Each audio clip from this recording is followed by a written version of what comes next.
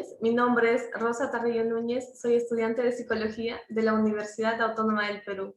En esta ocasión tengo como invitado al doctor Raimundo Calderón Sánchez, director de la Universidad Nacional de Psicología de la Universidad del Valle de México. Quisiera hacerle unas preguntas.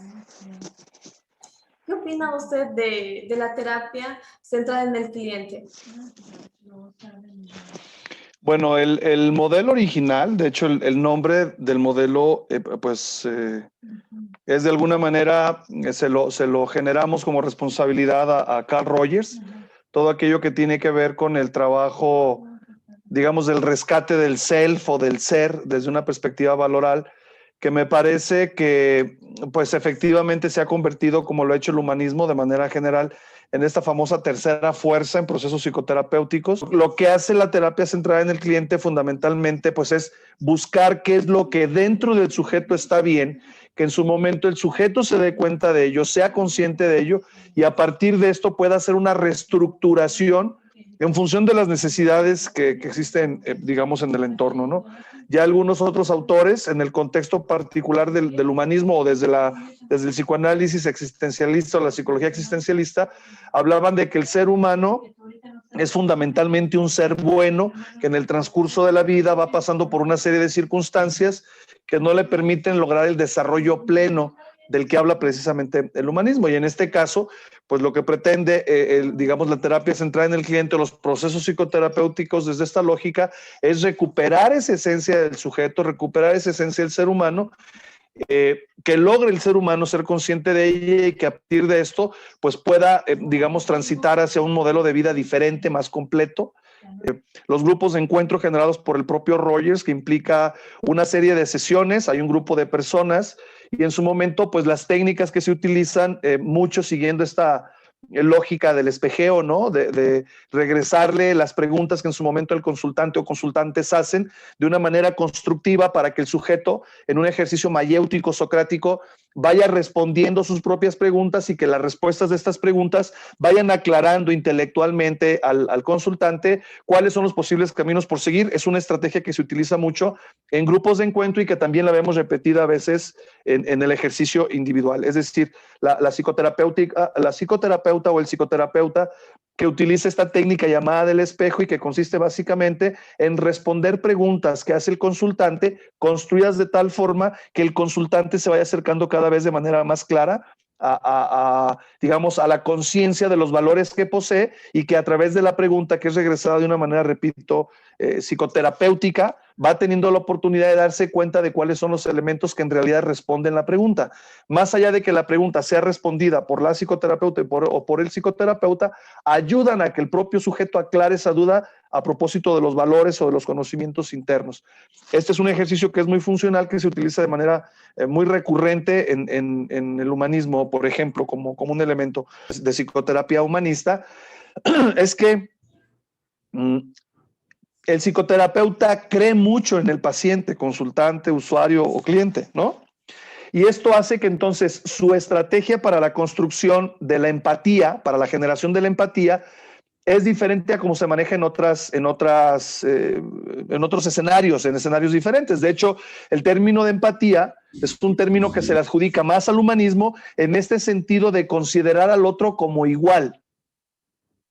Entonces, en los procesos psicoterapéuticos hay esta tendencia de pronto por estilos o por características de técnica, en donde, por ejemplo, en el psicoanálisis más ortodoxo, el psicoterapeuta se asume un poco en el papel de médico, en el papel de médico tradicional, que es, esto le llamamos one up, o sea, yo estoy uno por arriba del paciente. Y entonces, mientras yo esté uno por arriba del paciente, todo lo que yo le diga, el paciente lo va a hacer, ¿de acuerdo?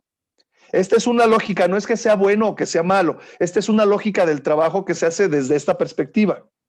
En el caso del humanismo, lo que se trata de hacer es precisamente desbloquear este sentido de autoridad moral para que ambos estén exactamente en el mismo contexto. Porque en el humanismo lo que se busca es que el valor del sujeto, el self, surja como consecuencia de una relación dialógica de iguales. Entonces, esta posición hace que los procesos empáticos sean diferentes. Por eso el psicoterapeuta es capaz de tocar al paciente, es capaz de tutearlo, puede pedirle al paciente que lo tutee, le diga doctor, no que le diga psicólogo, sino que le hable por su nombre, y son algunas de las características que se establecen desde la entrevista, como tú comentabas.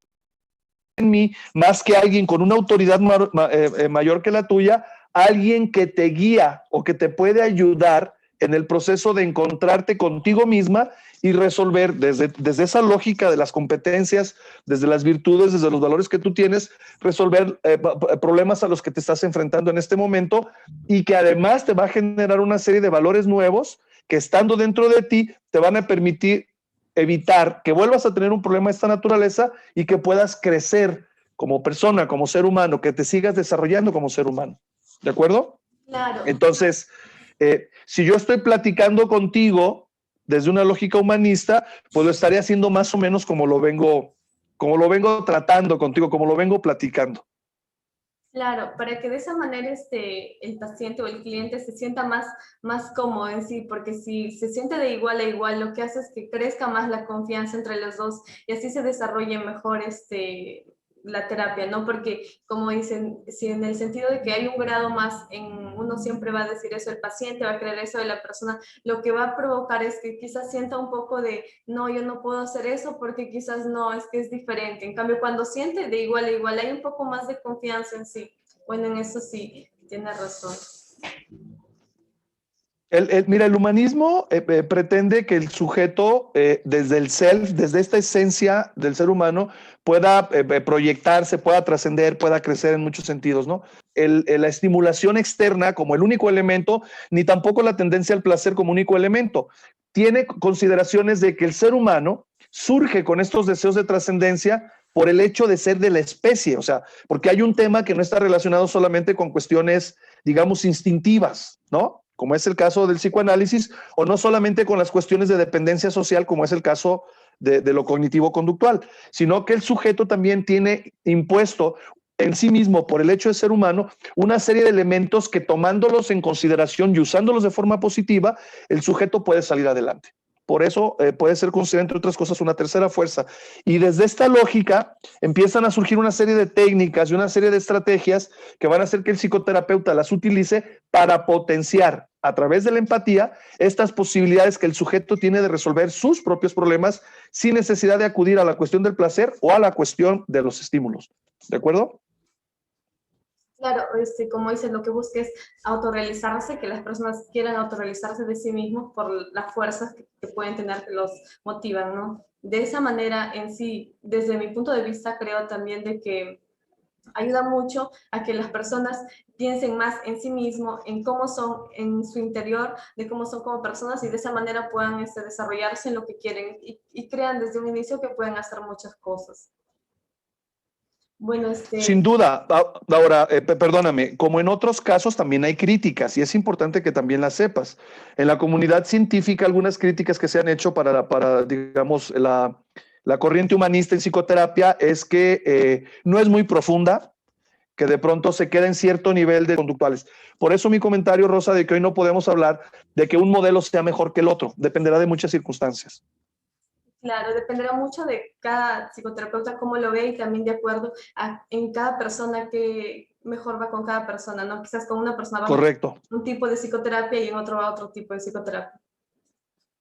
Correcto, correcto, correcto. Por eso mi reflexión inicial de que depende mucho más hoy del profesionalismo del psicoterapeuta, de la formación que haya tenido, de la ética con la que desarrolle las actividades, que del propio modelo que en su momento se siga. Bueno, eso sí, entonces ahora nos queda claro con su reflexión que nos ha dado al final. Entonces ha sido un gusto tenerlo en la entrevista, en verdad un gusto, doctor Raimundo Calderón, director de la Universidad Nacional de Psicología de México. Un gusto tenerlo presente en la entrevista. Muchas gracias. Muchas gracias a ti, Rosa, y te felicito por tener este tipo de iniciativas. Me parece que si las sigues manteniendo, y no solamente conmigo, aunque podría ser nuevamente conmigo, pero si lo haces con otros profesionales a nivel internacional, yo creo que más allá de las cosas buenas que podamos dejar, que espero que sean muchas, la simple iniciativa te va a conectar con la psicología del planeta. La psicología no forma parte de un solo país, no forma parte de una sola universidad. La psicología es una ciencia universal. Así es que te agradezco mucho tu entrevista. Muchas gracias a usted. Muchas gracias.